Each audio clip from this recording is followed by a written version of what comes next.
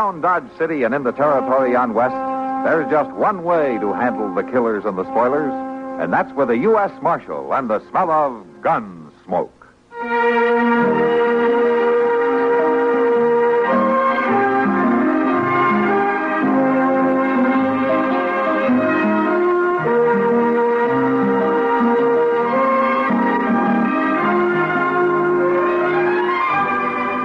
Gunsmoke, starring William Conrad, the story of the violence that moved west with young America, and the story of a man who moved with it. I'm that man, Matt Dillon, the United States Marshal. The first man they look for and the last they want to meet. It's a chancy job, and it makes a man watchful and a little lonely.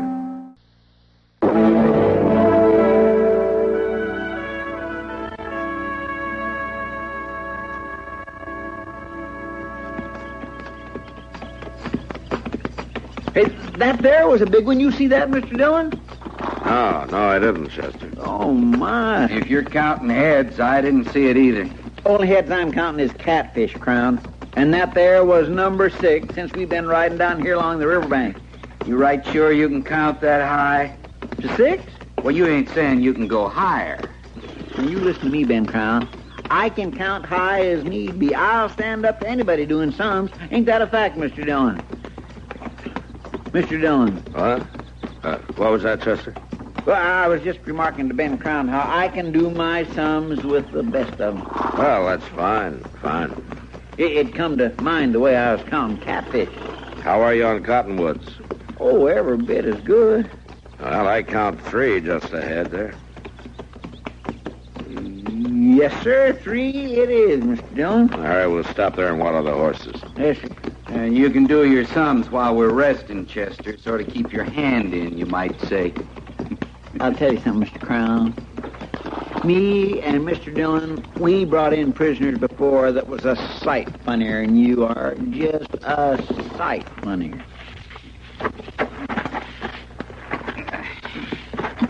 All right, let them drink it, Chester. Yes, sir. Well, how about my horse? Water it. With my hands tied? You can hold the saddle horn, you can water your horse. I ain't scum, Marshal. I'm not a killer, neither. Just on your say-so. It's not my say-so, Crown. You're the face on the wanted poster. That's all I know. And that's good enough for you, is it? Good enough for me to bring you in. Now, you gonna water your horse? I'm gonna catch a wink. I'm not going to forget you, Marshal. You might want to think on that. I'm not going to forget you.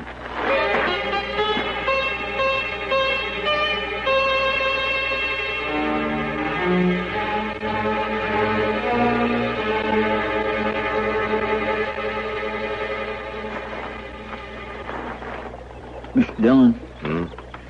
Mr. Dillon, best rouse yourself now. What?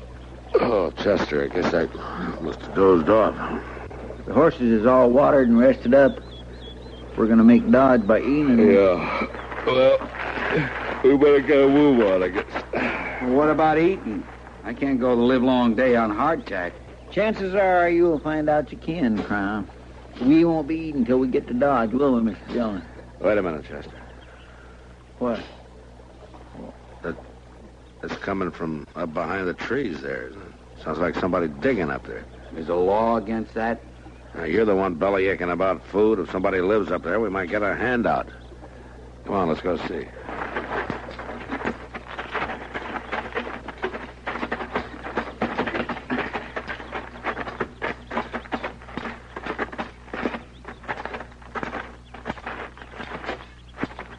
Well, she ain't even looking up, Mr. Dillon. She must have heard us, though.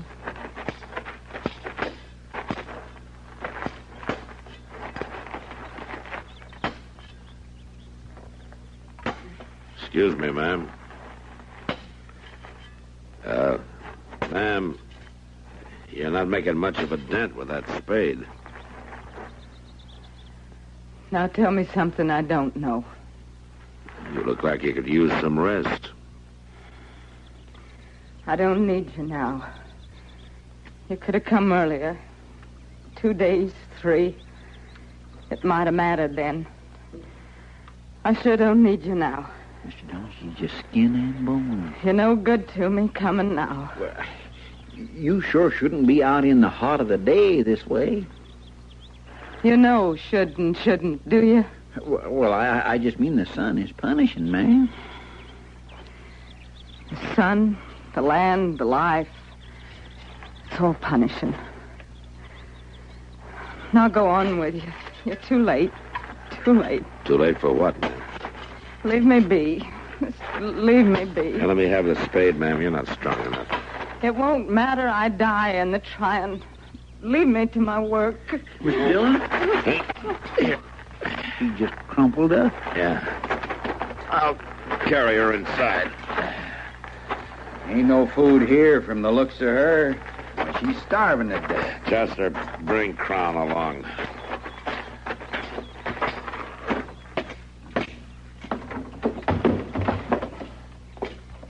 I'll just spread out that bed so you can put her down, Mr. Dillon. Now, there's a cot here.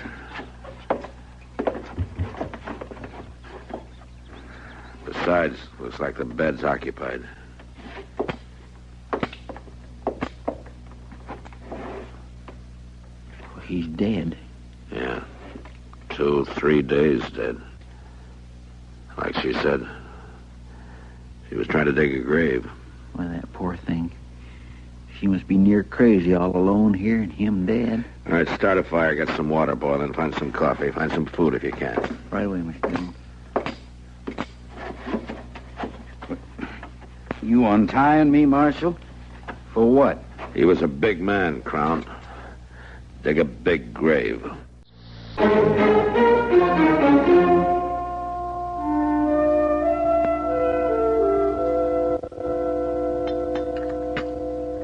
You feeling some better, ma'am? Letty Thatcher. You saved my life. I guess you can call me Letty. You want some more coffee, Letty? Oh, this'll do me. I thought there was 3 of you. Oh, they're outside. I guess you found Luther. Yes, we found him. Did you set him in the ground yet? We thought you'd want that. I've been trying to do it myself all these days. I lost track of how many. He was a long time dying, a long time lying there dead. I couldn't help him die, and I couldn't help him once he did. You got no neighbors? Nobody fool enough to live here but Luther Thatcher. He was bound he wouldn't live near no settlement. It'd choke him, he said. Crowd around him and choke him. Well, I could have stood a little of the choking myself. We're heading for Dodge City, Letty. We'd be glad to take you along. I'm the marshal there. Might be able to help you get settled. Settled at what? At living, with people around. Oh, I don't need folks now. I don't need nothing now. Everything I got's here. You can't stay on here alone, Letty. Off this way, it's not safe for a woman alone. Safe? I don't know what that means, Marshal. Don't talk safe to me. I got the roof Luther left me. I got a stove and a bed. But you can't work the land. We couldn't find much food around. We got potatoes in the ground. And the Lord knows the prairie's alive with rabbits. I'll make do. Well, can't force you to come with us, Letty. But if something like pride is keeping you here now, that's a big price to pay. Pride. I'll show you something, Marshal. Here, out the window. Now, if you look close, you can still make 'em out. Toward the river from Luther's grave, there's 5 more. You see, just little mounds of dust now. But you can make 'em out. Yes, I can make them out. My babies. 5 of 'em. 1 for each year we've been here. Them and Luther now. All I got in the world is here, Marshal. I'm not leaving them. You're not afraid to stay? I guess I'd be afraid to go.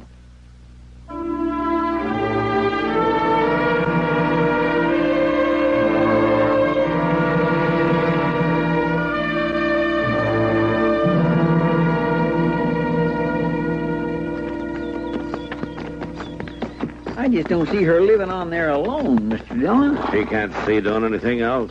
It's up to her, Chester. I bet we must have rode 10 miles before we come to another farm. She just sat out there in the middle of nowheres, no one to tend for her, see to her. Why don't you go back and marry her, Chester? You're so all-fired sorry for her. I got a kindly feeling for her, that's all. You collect stray cats, too, do you? Digging a grave makes you pretty mean, doesn't it, Crown? His kind just naturally born mean, Mr. Dillon. I don't see the sense of choking up over a mule-stubborn old woman. You gave her the chance to get out. She's bound she's going to stay. Well, let her. Don't cry for her. You're a practical man, Crown. I'm that all right, Marshal. But you don't know the first thing about a woman's age. If Letty's 25, she's not a day older. She looks 50. Part of it's the prairie. Part of it's the wear of living. The strain she's been under. She could use some plain good food, too. Plump her up a little, Dad. She'd be right pretty. Some good plain food. Now, that don't hurt nobody. I'm going to be awful surprised if it makes you any better looking, Ben Crown.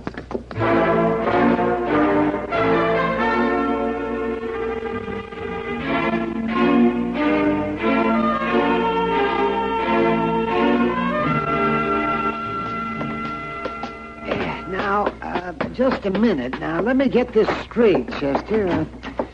You want me to prescribe something for you, is that it? No. Now, Doc, I didn't say that exactly. What I said was I wanted you to prescribe something. Well, that's what I said. You said prescribe something for me. Well? I didn't say it was for me. Oh, well, then, well, who is it for? You'd have to know that, I suppose. Well, it'd help. Now, you tell me who it is, and I'll go and see him. No, I can't do it that way. Chester, there are times when you don't make any sense at all, and this is one of them. Now, I've had a busy day, and I'd just as soon go to bed as play this game, whatever it is, with you. It's no game, Doc. My goodness, it's serious as can be. Now, look, I'll tell you. Let's say it's me that's ailing. And I don't know any powers that'll fix what ails you. Well, let's say I'm off my feet. Off your I'm dragging around, half-starved. I need something to pick me up. Like a tonic. That's it. Now, you just give me a nice bottle of tonic, and we'll forget the whole thing. A nice bottle of tonic? It don't matter the color, red or green. I got red from the last medicine show that come through here, but I ain't in the least particular as to color. Just something to put the bloom in my cheeks again. Oh, for heaven's sakes, Chester. Well, now, Doc, I aim to pay. Now, you listen to me. In case you don't recollect, we just came from dinner at Delmonico's. You ate steak and eggs and 2 helpings of stew, bread and gravy. And a slice of pie. All right. Now, I don't call that being off your feed. And you're not dragging around. You're waddling around from eating too much. You don't think I need a tonic, do you? I would put tonic last on the long list of things that you need. Well, what about the bloom in my cheeks? Chester. Good night. Now, Doc, you... Good night. Oh. Good night.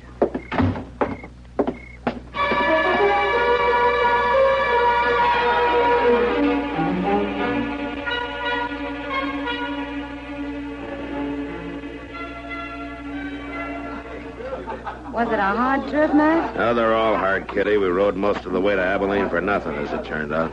You brought a prisoner back. Ben Crown, but he's the wrong man. Got a telegram this morning from Wichita. A man named Keeper confessed. Crown wasn't even implicated. Well, Chester says Crown kept telling you all along he was the wrong man. When did you see Chester? Bright and early this morning. Sam gave him some money, and he picked out a couple of my old traveling dresses. Wait a minute. He picked out what? A couple of my old dresses. Why? Well, to tell you the truth, he wasn't too clear. He said they'd be put to good use, and he told Sam the same about his money. He muttered something about Doc not seeing fit to give him any tonic, and they went off to Jonas to collect from him. I suppose you knew about it. All I know is Chester hasn't been around much since we got back. I kidded him a little about it, asking him if he'd picked himself a wife while he was gone, and... Well, I know this sounds far-fetched, but I swear he blushed. I'll be darned. Well, where are you going? I think I better go find Chester. Now, Matt, if you're not supposed to know, don't you dare tell him I told you. No, I won't, Kitty. This is something I think I'd rather Chester told me himself.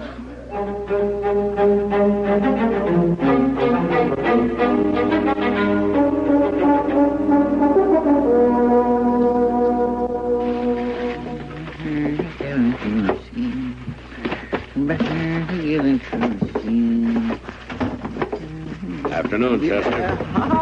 Oh, my goodness, Mr. Dillon. I thought you'd be gone some longer. Oh, buying the town out, are you? You're referring to these parcels, I suppose. Yeah, I suppose I am. Well, might as well come right out with it. I'd have told you at the first, Mr. Dillon, but folks seems to delight in just making sport of me. I just didn't want to hear no more about me being a sentimental old fool. It's only a kindly feeling I have for her. You're collecting all this for Letty Thatcher. You seen right through me, didn't you, Mr. Dillon? Oh, I think it's fine. I think it's a good thing, only... No, I don't want to hear no more onlys. I got her some food and some clothes and a little spog of money. Ain't enough to wad a shotgun with, really, but it'll do her. Well, how do you mean to get it to Letty? Get her to her? Well, it's plain as day. All I got to do is just... Well, you can't post it, Chester. No stage runs along the Solomon River near her. Well, I hadn't thought that through. Oh, Marshal. Chester. I thought you'd gone by now, Crown. Fixing to leave right now. Wanted to ask you a favor, Marshal. Is that so? Wonder if you'd mind telegraphing ahead to the marshal at Abilene, telling him my name's been cleared. I'd like to settle there, and I wouldn't want no marks against my name right off. Well, I guess that could be arranged, Crown. Mr. Dillon? You're heading for Abilene now? Well, my horse is outside. Well, maybe you can do us a favor, Crown. We'd like these parcels dropped off at Letty Thatcher's. Now, that wouldn't be out of your way. My horse ain't no pack mule, you know. Ain't but just a few little... You mean to set up in business in Abilene, you say? A friend runs a Trails End saloon, said I could buy in. Uh-huh. Guess if I want you to send that telegram, I'd best oblige you, huh? Well, now, you're nice to offer to take these, Crown. I'll just carry them on out for you. Somehow I get the idea you were just waiting for me. We'll be much obliged, Crown. I'll send a telegram right away. And you tell Letty hello for us, will you? Sure, Marshal. Sure I will.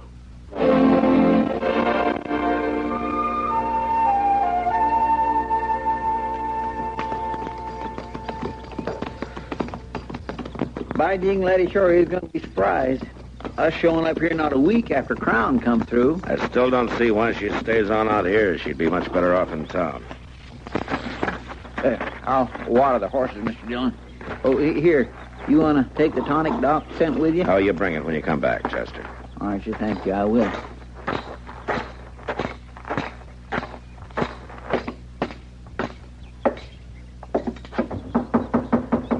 Letty, it's Matt Dillon. Letty? You come any closer, I'll blow you off the prairie. Now, Letty, put that shotgun down. Any nearer at all, I'll kill you. Well, what's wrong, Letty? What's happened to you? You go on back and tell the good people of Dodge I sure thank 'em. Only the clothes is ripped and he ate the food. And the money's not worth much now. Crown was here, then, huh? Here. Here 3 days and nights. So don't come to collect any thank yous. I paid, Marshal. I paid for all was given me. Now, Letty, you need care. You can't stay on here. I'm going to take that gun and you're going to go back to Dodge City. No. I'm through with men forcing me. I'll die or I'll kill, but I'm not enduring any more. Letty, I'm not going to harm you. Now, I'm your friend. I am not going to harm you, Letty. Now, you give me that gun. No. No. Chester! Come up here. Oh, my land, what... Oh, ma'am. This is Crown's work, Chester. I want you to stay here. When she's able, pack her up and take her back to Dodge. Oh, yes, sir, I sure will, but what about you? I'm riding to Abilene.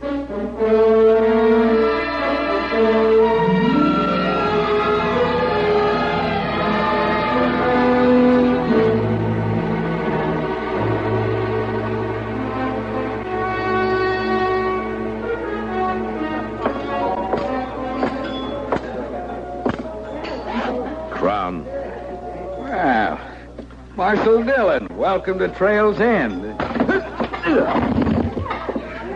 That's for Letty, Crown. Now get up. Now, wait a minute. She not worth us fighting over, Marshal. I ought to know. A widow woman, sick and in need. What kind of a brute are you? She's asking for it, staying out there alone. Why, any man would...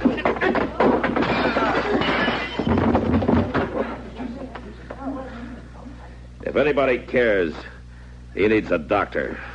Bad.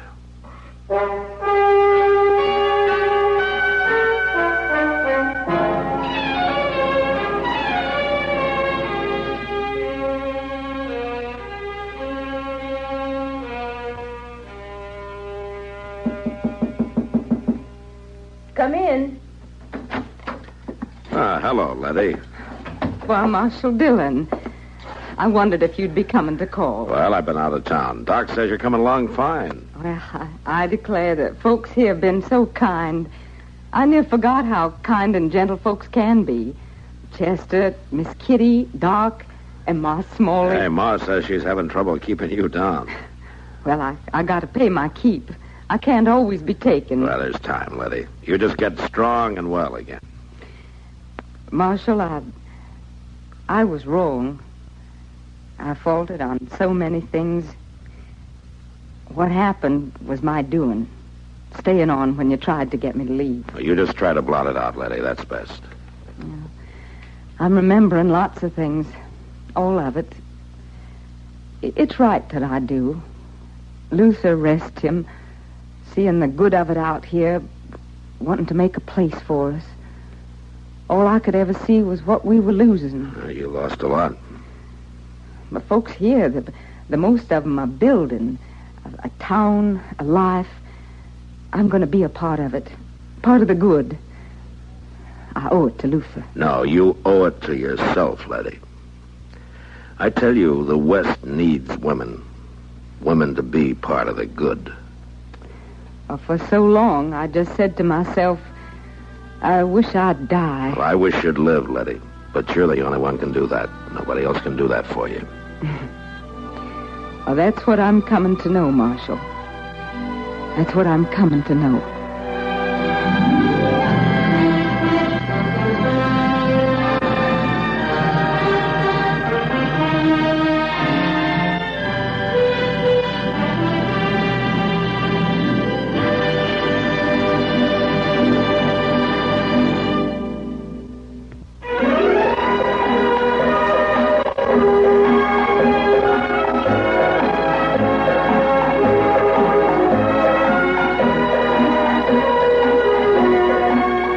Gunsmoke. Produced and directed in Hollywood by Norman Macdonald, stars William Conrad as Matt Dillon, U.S. Marshal. The story was specially written for Gunsmoke by Kathleen Height, with editorial supervision by John Meston. Featured in the cast were Virginia Christine and Vic Perrin. Parley Bear is Chester, Howard McNear is Doc, and Georgia Ellis is Kitty.